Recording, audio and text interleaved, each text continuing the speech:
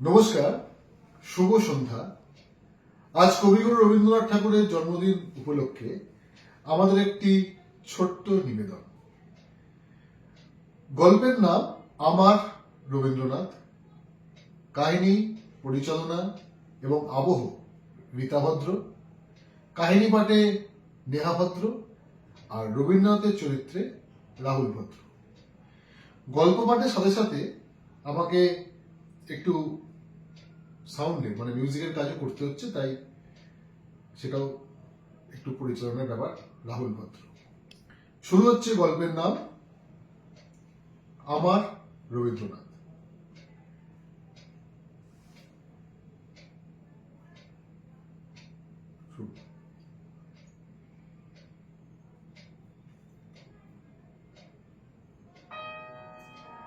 ঘুমের ঘোরে হঠাৎ মনে হলো কি যেন আমার মাথায় হাত বুলিয়ে আমায় ডাকছে। কিন্তু ডাকলে কি হবে, আমার তো দু চোখের পাতায় তখন ভীষণ ঘুম। দু তিনবার হাতটা সরিয়ে দিলাম, তবু একইভাবে মাথায় হাত বুলিয়ে ডাকছে কেউ। কিরে, উঠে পড়।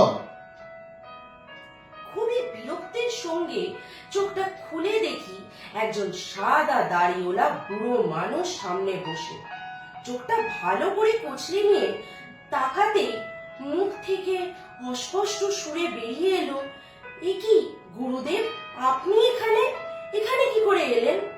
গুরুদেব ছোট্ট একটা মুচকি হাসি হাসলেন, তারপরে বললেন, আগে তো ওঠ, তারপর বলছি আমি কি করে এখানে এলাম।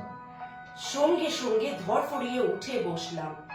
তারপরে বড় বড় চোখ করে চেয়ে দেখলাম আমার সামনে বসে আছেন স্বয়ং রবীন্দ্রনাথ ঠাকুর। বেশ কিছুক্ষণ চোখ কচলিয়ে নিয়ে আবার দেখলাম, হ্যাঁ ঠিকই তো, স্বয়ং গুরুদেব সামনে বসে। ভূত বলে চিৎকার করতে যাব, আমার আবার বড্ড ভূতের ভয়। ঠিক সেই সময় গুরুদেব বলে উঠলেন, সেই কখন থেকে ডাকছি দরজার বাইরে দাঁড়িয়ে, কেউ সাড়াই দিচ্ছিস না। সে কি, এতবার ডাকলেন তবু আমি শুনতে পেলাম না? কি নামে ডাকলেন আমাকে? আপনি আমার নাম জানেনই বা কি করে, আমি জানতে চাই।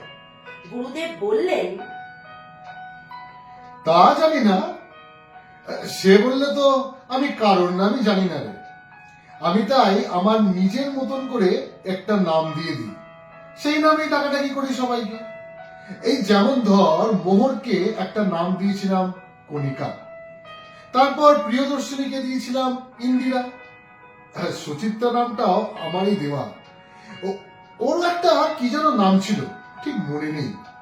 আমি সঙ্গে সঙ্গে বলে উঠি, সেন, সেন, সুচিত্রা সেন, অভিনেত্রী উত্তম কুমারের নায়িকা। গুরুদেব যেন একটু গম্ভীর হয়ে গেলেন মনে হলো, এবং গম্ভীর ভাবে বললেন, মিত্র। আহা, কি সুন্দর গলা, কি সুন্দর গান গাইতো। শোন, সে যাই হোক, আসল কথায় আসি। তাহলে আপনি আমায় কি বলে ডাকছিলেন গুরুদেব? হঠাৎ আমি জিজ্ঞেসে করে উঠি। খোলো খোলো দ্বার, রাখিও না আর বাইরে আমায় দাঁড়িয়ে। খোলো খোলো দ্বার, রাখিও না আর বাইরে আমায় দাঁড়িয়ে। আমি হঠাৎ ফিক করে হেসে ফেললাম। তারপর নিজেকে সামলে নিয়ে কিছু বলতে যাব, এমন সময় গুরুদেব গম্ভীর স্বরে বলে উঠলেন, এই তো তোদের দোষ, নিজেদেরকে গুণী ভাবিস, বড়দেরকে সম্মান করতে ভুলেই গেছিস। খালি সবাই নিজের নিজের আখের গোছাতে ব্যস্ত হয়ে পড়েছিস। আসল গুণী জ্ঞানী মানুষ নেই বললেই চলে, আর যদি হাতে গোনা কয়েকজনকে দেখা যায়, সে খুঁজে পাওয়া দায়। সেই খড়ের গাদায় সূচ খোঁজার মতন অবস্থা। আমি সঙ্গে সঙ্গে কান দুটো ধরে ক্ষমা চাইতে যাব, ঠিক তখনই গুরুদেব বলে উঠলেন,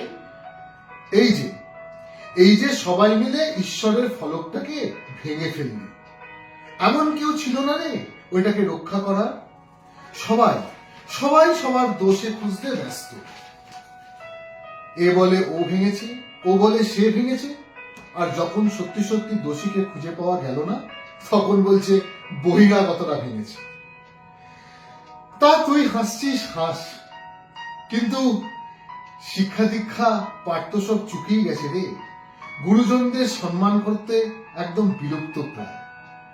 সবাই কিসে ভালো থাকবো সেই চিন্তায় মগ্ন। ছাড়, সে যাই হোক, আমি যে কারণে এলাম। গুরুদেব আবার মাথায় হাত বোলালেন। তারপরে যা বললেন তাতে আমার চোখ তো কপালে উঠে গেল। শোন শোন, তোর নামে ওপরে একটা সালিসি সভা বসেছে। মানে যেখানে, মানে তোদের এখানে কিরকম একটা বসে না, যে এই পক্ষে আর বিপক্ষে, ঠিক তেমন আমার কর্তব্য তোকে একটু সাবধান করে দিয়ে যাওয়া, তাই চলে এলাম। সে কি, ওখানে এসব হয় নাকি? স্বর্গেও এসব চলে? আর আমার নামে কি করেছে এসব?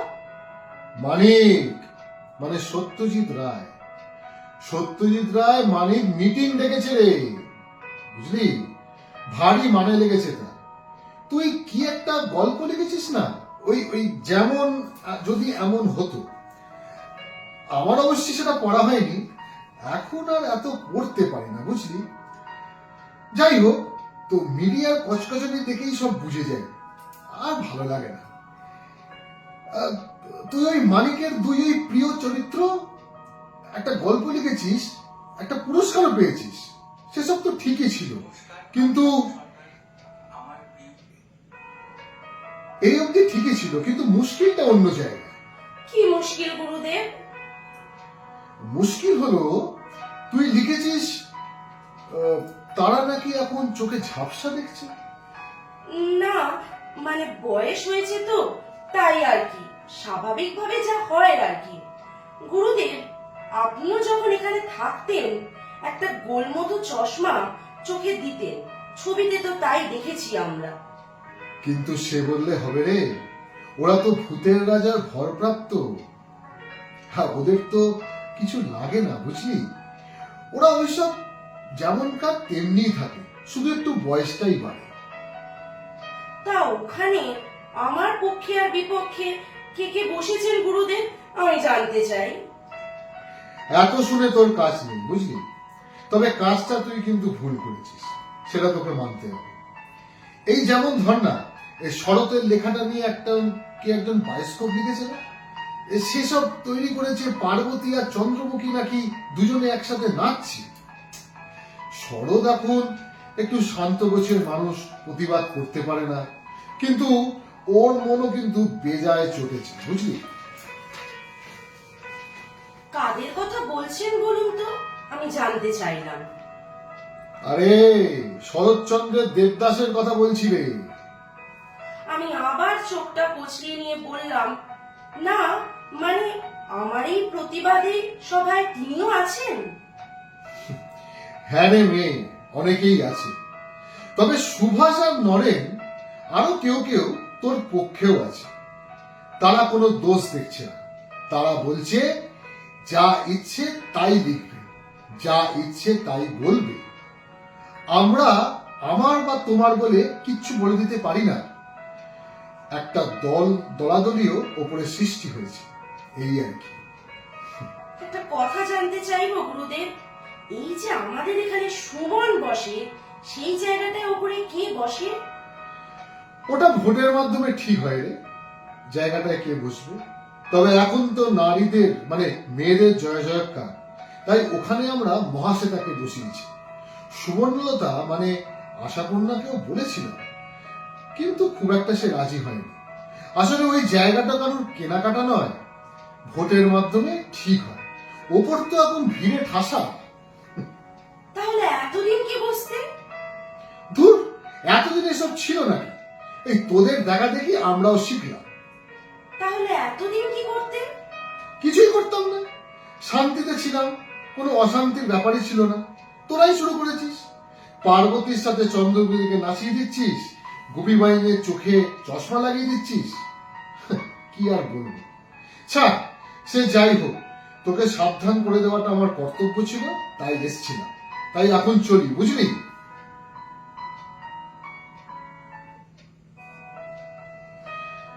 তা তোকে ডাকতে ডাকতে এত সময় লেগে গেল, কখন থেকে দরজায় দাঁড়িয়ে আছি, কি যে করিস? না, আসলে অনেক রাত অবধি ফেবুতে থাকি তো, তাই ঘুমিয়ে পড়েছিলাম আর কি। ফেবু? ফেবু না দেবু? দেবুটা আবার কি? দেবু না, মানে ফেসবুক। ওইসব আপনি বুঝতে পারবেন না, ছাড়ুন। আমি সবই বুঝি, তোরাই আসলে বুঝতে চাস না। তোরা শুধু শিখেছিস প্রতিবাদ, আন্দোলন, হানাহানি, মারামারি, দাঙ্গা, রক্তারক্তি, এইসব। কেন? আপনারাও তো প্রতিবাদ করতেন, আন্দোলন করতেন, অনশন করতেন। আমরা করতাম অত্যাচারী ব্রিটিশ শাসকের বিরুদ্ধে, আর তোরা করিস নিজেদের বিরুদ্ধে, নিজেদের ভাইয়ের বিরুদ্ধে, নিজেদের বন্ধুর বিরুদ্ধে। ছাড়, আমি চলি। সে কি, এক্ষুনি চলে যাবেন আপনি? আপনাকে তো কিছু খাওয়ানোই হলো না। চা, কফি, নয়তো কোল্ড ড্রিঙ্কস। বাড়িতে অতিথি আসলে তাকে প্রথমেই আপ্যায়ন করতে হয় রে, চলে যাওয়ার সময় না। সেসব তো এখন ভুলেই গেছিস। এই জন্য তো এখন কেউ আর কারোর বাড়িতে যায় না। ছি ছি ছি ছি ছি, ভুল হয়ে গেছে গুরুদেব। এবারটার মতন আমায় ক্ষমা করে দিন, আমি এক্ষুনি আসছি। তবে এখন তো ভোর হয়ে গেল। আমি তো শুনেছিলাম ভোরের বেলায় আপনি নাকি নিম পাতার রস খান, না মানে খেতেন।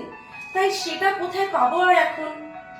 এই তো এই তো তোদের বিশাল সমস্যা। শোনা কথায় বেশি বিশ্বাস করিস। এইসব আর কতদিন চালাবি বলতো? যা নিজে দেখবি না, নিজে শুনবি না, তা বিশ্বাসও করবি না।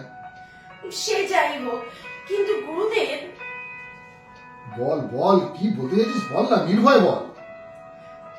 আমি যদি তাই বলি তাহলে আমি আপনার কথা কি করে বিশ্বাস করব?